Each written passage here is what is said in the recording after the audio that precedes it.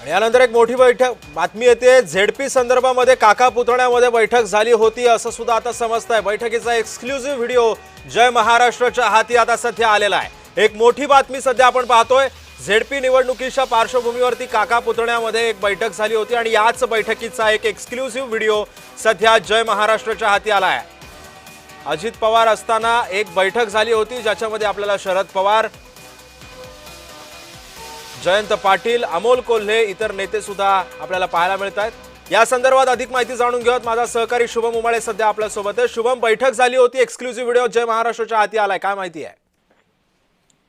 सिद्धेश, एक व्हिडिओ सध्या प्रचंड व्हायरल होताना दिसून येत आहे, ज्यामध्ये 17 जानेवारीला अजितदादांसोबत एकत्रीकरणाची बैठक ही शरद पवार यांच्यासोबत झाली होती आणि ज्यामध्ये राजेश टोपे असतील किंवा मग रोहित पवार असतील हे देखील दिसत आहेत, अमोलदादा कोल्हे देखील दिसत आहेत आणि अशामध्ये एकत्रीकरणाची बैठक जी आहे ती सकाळी संपन्न झाली गोविंद बागेत अशी माहिती मिळते आणि येणाऱ्या 12 किंवा 15 फेब्रुवारी रोजी याबद्दलची अधिकृत घोषणा ही देखील होणार होती, कारण की अनेक ठिकाणी पुणे असेल किंवा इतर निवडणुकीमध्ये असेल दोन्ही पक्ष हे एकत्रित सामोरे गेले होते आणि अशा मध्ये कुठेतरी विलिनीकरणाची चर्चा जी मागील 3 महिन्यांपासून सुरू होती यावर अधिकृत पुरावा जो आहे तो सध्या समोर आलेला दिसून येत आहे। सिद्धेश, अशामध्येच आता या राजकीय वळण याच्यामध्ये काय होतात हे देखील पाहणं महत्त्वाचं असेल।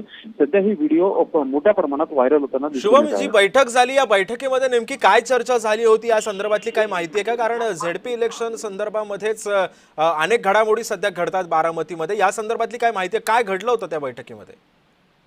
अर्थातच मिळालेल्या माहितीनुसार या बैठकीमध्ये दोन्ही पक्ष ज्यानुसार वेगवेगळे झाले होते आणि ज्या पद्धतीत सुप्रीम कोर्टामध्ये देखील पक्ष आणि चिन्हाबद्दल चर्चा सुरू आहे, खटला सुरू आहे, अशामध्येच त्या खटल्यामधनं कसे मार्ग काढता येतील इतकंच नव्हे तर मग आगामी काळात एकत्रित आल्यानंतर महायुतीमध्ये जायचं की स्वतंत्रपणे जायचं की कशा पद्धतीने हालचाली करायच्या याबद्दल चर्चा झाल्याची सूत्रांकडनं माहिती मिळत आहे।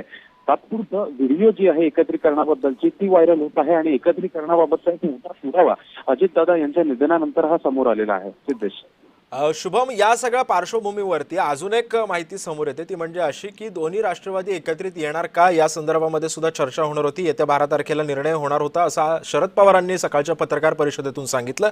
या संदर्भामध्ये काय या बैठकीमध्ये चर्चा झाली होती का आणि त्याच्यावरती शिक्कामोर्तब होणार होतं का? अर्थातच शिक्कामोर्तब होण्याबाबत जरी माहिती नसली तरी बैठक ही झाली होती। बैठकीमध्ये अनेक चर्चा या देखील झाल्या होत्या। एकीकडे सुनीता पवार या देखील राज्यसभेवर गेल्या होत्या, स्वतः सुप्रिया सुळे या देखील दिल्लीमध्ये असतात, संसदेमध्ये असतात, शरद पवार हे देखील खासदार आहेत। अशा पद्धतीत पुन्हा एकदा राष्ट्रवादी एकत्रित आल्यानंतर कशा पद्धतीने पक्षांतर्गत बदल घेणे गरजेचे आहे याबद्दल प्राथमिकतेने माहिती चर्चा झाल्याची माहिती आहे।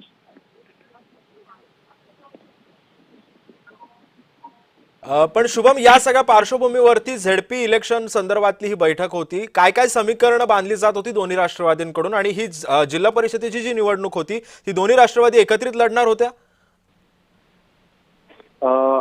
येणाऱ्या काळात म्हणजे 12 फेब्रुवारी नंतर एकत्रित घोषणा होणार असं शरद पवार यांनी स्पष्ट केल्यानंतर सध्या ज्या निवडणुका येऊ घातलेल्या आहेत याबद्दल एकत्रीकरणाची कोणतेही वारे नव्हते असं स्पष्टतः कुठेतरी राजकीय वर्तुळात चर्चा होती। अशामध्ये या निवडणुका संपन्न झाल्यानंतर एकत्रीकरणाबाबत या चर्चा होता। नक्की शुभम, धन्यवाद तू दिलेल्या या सविस्तर माहितीबद्दल। त्यामुळे आपण पाहतोय सध्या 17 जानेवारीतला हा बैठकीतला हा व्हिडिओ आहे।